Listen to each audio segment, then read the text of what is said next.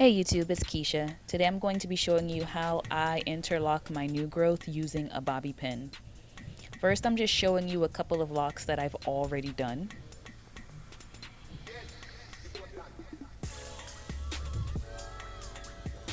You can see I actually have parts again. And now I'm clipping those locks with a hair clip so that they're out of the way and I don't end up accidentally combining them with another lock. So now I'm separating a lock that I haven't done yet from the rest of my hair. And you can see how much new growth I have there. I'm just going to start by retwisting the new growth. I utilize the 4-point rotation system. So from here, I'm starting from the side, pushing the bobby pin through the new growth. Then I'm going to take the end of the lock and insert it through the rounded part of the bobby pin, and then just pull it through. Again, I'm retwisting the new growth and I'm inserting the bobby pin from the north this time.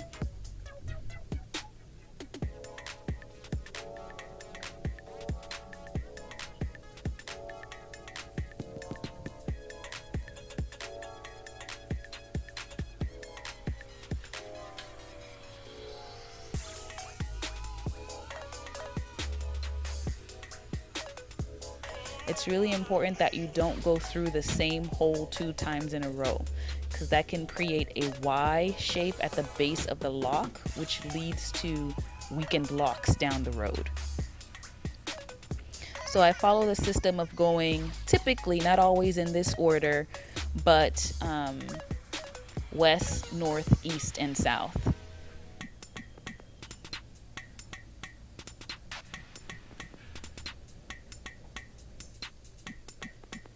I'm sure to do whatever the lock needs at that time. Some locks need a 4-point rotation, some locks only need a 2-point or a 3-point. It really just depends on how much new growth I have with each lock. And I always make sure that I don't do it so many times that I end up putting too much pressure on the lock or doing it too closely to the scalp, because that can lead to thinning and breakage of the lock.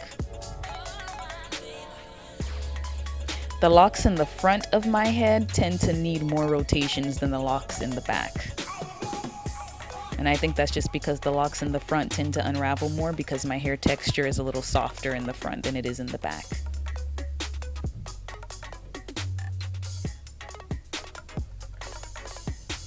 Now I'm going to turn around and show you how I do the locks in the back.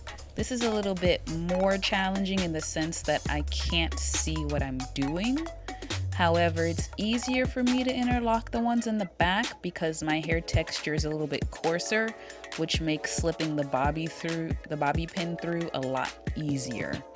And because my hair texture is coarser, the locks in the back are maturing faster, which also makes the interlocking process faster too, because my hair is already starting to get used to the process. So it's a lot easier for me to do it on the back of my head than it is the front, and I move a lot more quickly. It takes me about half the time to finish the back as it does the front. You can kind of see I'm speeding through here a lot more quickly than I did in the beginning. Same process of retwisting the new growth and then going ahead and inserting the bobby pin and pulling the hair through like I've been doing.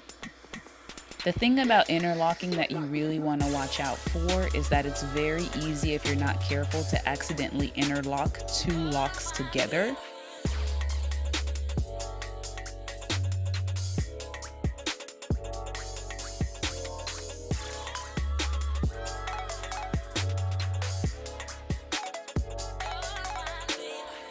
And when that happens, it's really difficult to pull them apart. It's not impossible, but it takes a long time depending on how much of the locks you've interlocked together, and it can really be frustrating to try to separate them.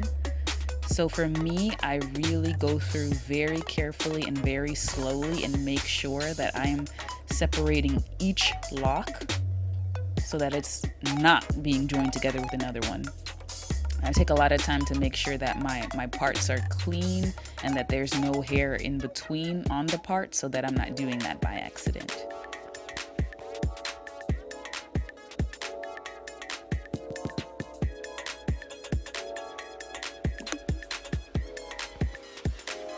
And you can see me checking after each rotation to make sure that the lock is still free and clear of any other lock.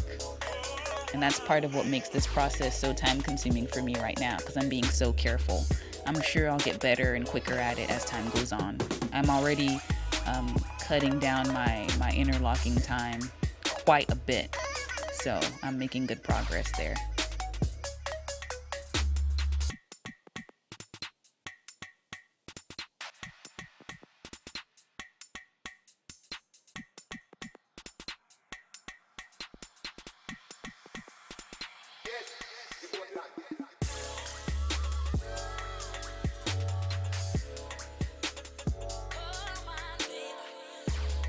Now I'm just showing you a few of the locks that are done. You can kind of see that my parts are nice and neat in that area compared to the rest of my hair. And I am back 10 hours and a wardrobe change later to show you the finished product.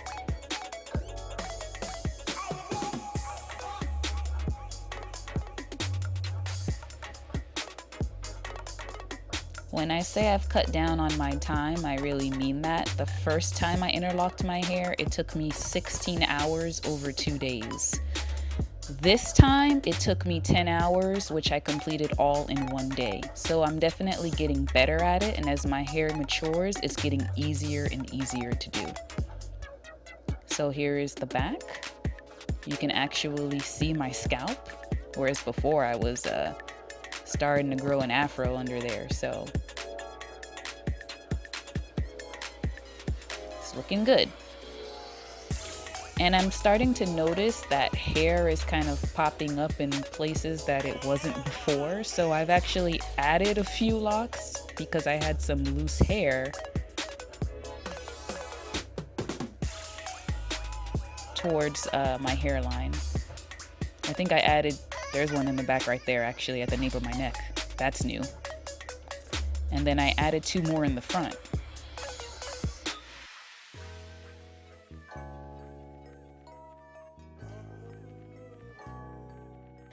I'm exhausted, but I did it and I'm proud of myself. Bye guys. Like, comment, and subscribe if you haven't already. I'll see you soon.